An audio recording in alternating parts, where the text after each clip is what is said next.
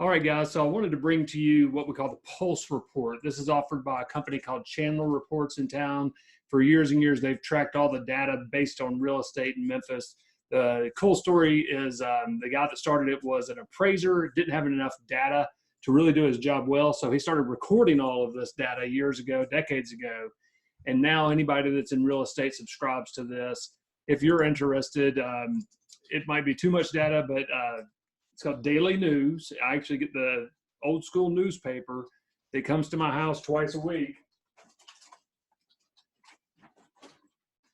and shows me all of the closings, gives some good little articles. Here's one about Amazon investing $200 million in Memphis robotics factory.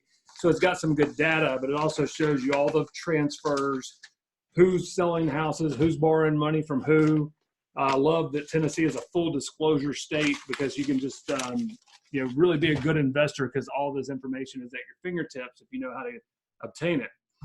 So quarterly they send out this report. So let's just dig into this, and this will be available from the website as well.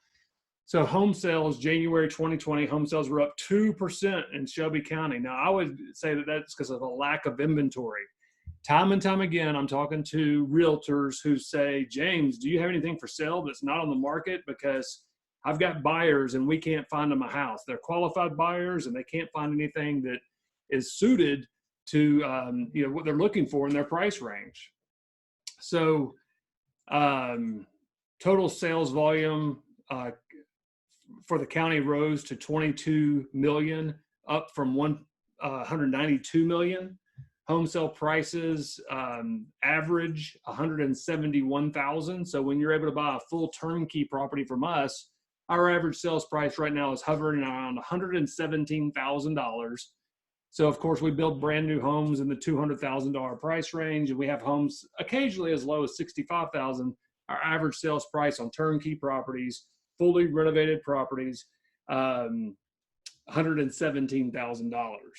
So in January of last year, it was at 152,879. So from year to year, we're looking at 152,000. Our average sales price this past quarter, 171,000. The median sales price was at 130,000. That's up 12% from last year. So a lot of people ask me about appreciation in Memphis, and I say true appreciation comes through the demand from homeowners wanting to live in houses and investors. So you should all pat yourself on the back, all of you investors, because you can rarely find a boarded up house in Memphis, Tennessee. After the downturn, of course, in every city, you started to see that. If we are able to find the worst property in a good neighborhood, we're buying it. We're renovating it fully, and we're keeping it as a rental. So those are the two things that are raising prices. So 42% of home sales recorded in January were valued under $100,000. Home sales valued over $300,000 were up 48%. Wow, in January, with 200 sales recorded compared to 135 last year.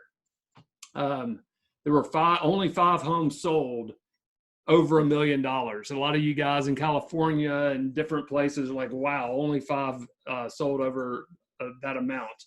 Then it has an option here that says click here. And what it does is it opens up this report, which I'll make available on the website. Next to this video, there'll be a button that says click here to see it.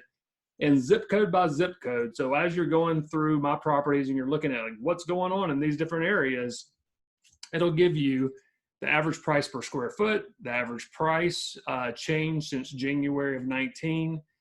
It'll give you January of 2020 and January of 2019 statistics laid out there for you. I always like to look at the change from year to year. What did it look like January of 2019? What did it look like this past year?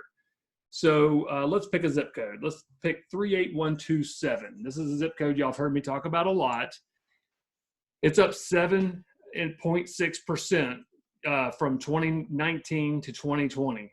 That's average price per square foot.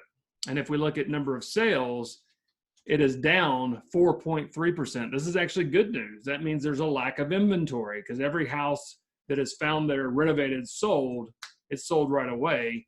And then we're looking at average size. Well, that doesn't really matter in our world, but average price has risen just barely 1.6%. So it's a very linear zip code. It's not just skyrocketing in price.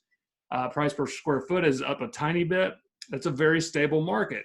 Now, it is a C-class market because it's all rentals for the most part. There's pockets of this zip code that do have some home ownership in it.